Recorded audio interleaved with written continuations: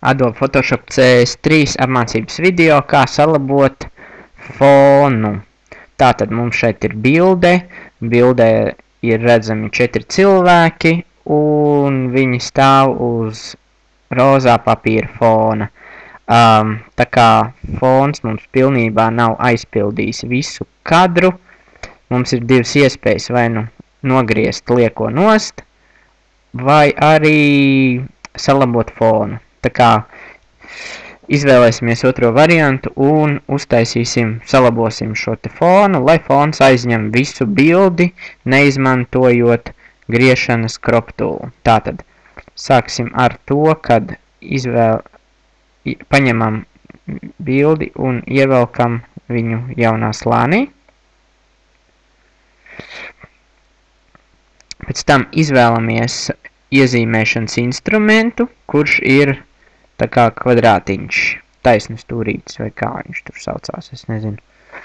Un iezīmējam vienu daļu no fona pilnībā, bet iezīmējam pēc iespējas tuvāk kontūra līnijām un pavelkam visu mazliet nedaudz uz šeieni. Tad spiežam Edit, Free Transform un velkam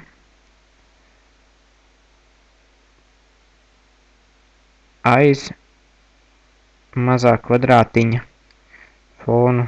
Tā. Tik daudz mēs esam pavilkuši. Tūlīt mēs vēl vienreiz. Tā kā mums šis te ir ļoti liels gabals, mēs tik ātri nevaram visu aizstiept vienā vilcienā.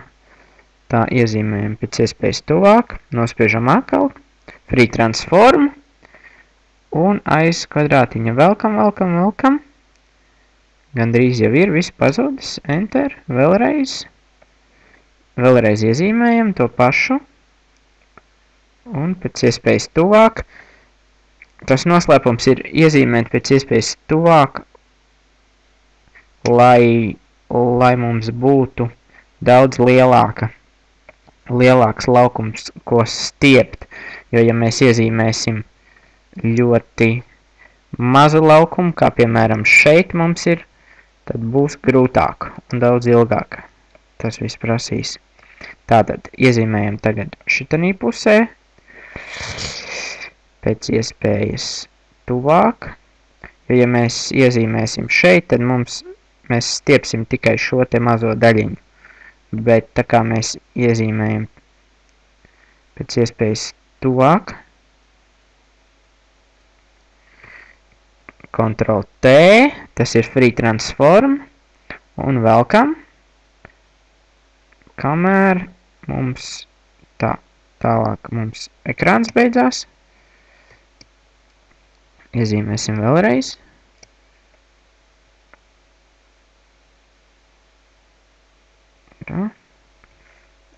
Un Ctrl+T,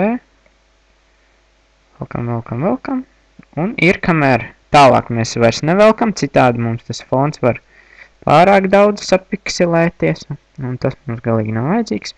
Un tagad visvienkāršākā daļa augša, paņemam, ievelkam pa visu augšu, no gala, tā līdz, neaizskaram nekādus svarīgus objektus, kā piemēram šeit. Atkal, ja, vēlreiz rādu Edit, Free Transform uz klaviatūras Ctrl+T, nospiežam un velkam, kamēr mums pazūd nevajadzīgā vieta. Spiežam Enter, Deselect un viss gatavs!